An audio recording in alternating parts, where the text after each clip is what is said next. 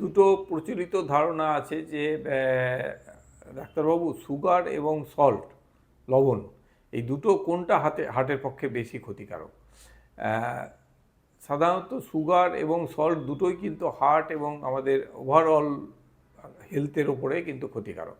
যেমন যাদের excessive sugar খাওয়া যাদের টেন্ডেন্সি আছে, তাদের যদি ডায়াবেটিস না থাকে কিংবা প্রি ডায়াবেটিস থাকে, ধরুন যে ডায়াবেটিস নেই কিন্তু ডায়াবেটিস হওয়ার প্রবণতা আছে, সেই ডায়াবেটিসটা হয়তো 5 বছর পরে হতো, সেটা কিন্তু এখনই হবে। যদি কেউ এক্সেসিভ সুগার জাতীয় ওষুধ খায় সেটা এখনই হবে। এবং সুগার খাওয়ার জন্য ইনসুলিনের যে রিজার্ভ থাকে, আমাদের প্যাঙ্ক্রিয়াসে যে ইনসুলিন থাকে, ইনসুলিনের যে রিজার্ভটা এক্সস্টেড হয়ে গিয়ে কিন্তু সেটা তাড়াতাড়ি ডায়াবেটিস আমাদের হতে পারে। তো যাদের হার্টের রোগ আছে তাদের ক্ষেত্রে সুগার খাওয়া আমরা সবসময় করি, ডায়াবেটিস থাকুক না থাকুক সুগারটাকে রেস্ট্রিক্ট করতে হবে। ডায়াবেটিস থাকলে তো অবশ্যই সুগার রেস্ট্রিক্ট করতে হবে। এবং সল্ট নিয়ে বলা হয় যে সল্টটা কিন্তু আমাদের হার্টের বিশেষ ভাস্কুলার হেলথের ক্ষেত্রে ক্ষতিকারক। মানে ভাস্কুলার হেলথ বলতে যে আমাদের আর্টারিগুলোর যে হেলথ, সেই হেলথটা মেনটেন হয় না যদি আমরা এক্সেসিভ সল্ট নিই। সেক্ষেত্রে কী হয়, হাইপার টেনশন হতে পারে। হাইপার টেনশন হওয়ার জন্য হার্টের উপরে প্রেশার বাড়তে পারে। যাদের হার্ট ফেলিওর হওয়ার প্রবণতা আছে তাদের হার্ট ফেলিওর বেশি হতে পারে যদি সল্ট রেস্ট্রিকশন না করা হয়। এবং সল্ট যখনই বেশি খাওয়া হবে সেই সল্টের সঙ্গে আমাদের বডিতে ফ্লুইড জমবে, তাতে কিডনির ওপরে প্রেশার পড়তে পারে।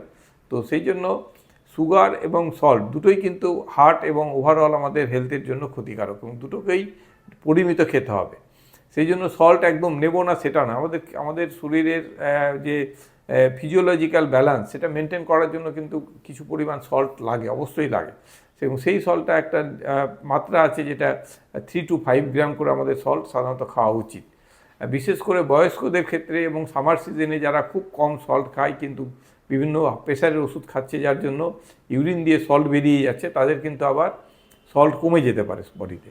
সল্ট কমে যাওয়া মানে হচ্ছে হাইপোন্যাট্রিমিয়া হওয়া, এবং হাইপোন্যাট্রিমিয়া হলে কিন্তু সে অজ্ঞান হয়ে যাওয়া, তার খিদে থাকবে না, বমি বমি ভাব পাবে, খুব বেশি হলে অজ্ঞান হয়ে যাওয়ার টেন্ডেন্সিও হতে পারে। তো সেই জন্য সল্ট ফ্রি ডায়েট আমরা কখনোই বলি না, আমরা বলি সল্ট রেস্ট্রিক্টেড ডায়েট কিংবা সল্ট লেস ডায়েট। তো সল্ট এবং সুগার দুটোই পরিমিত খেতে হবে। যাদের ডায়াবেটিস আছে তাদের তো এমনি সুগার এবং মিষ্টি জাতীয় খাবার অ্যাভয়েড করাই উচিত, এবং এইভাবেই তাহলে আমাদের হার্ট হেলথ এবং ওভারঅল হেলথ ভালো থাকবে।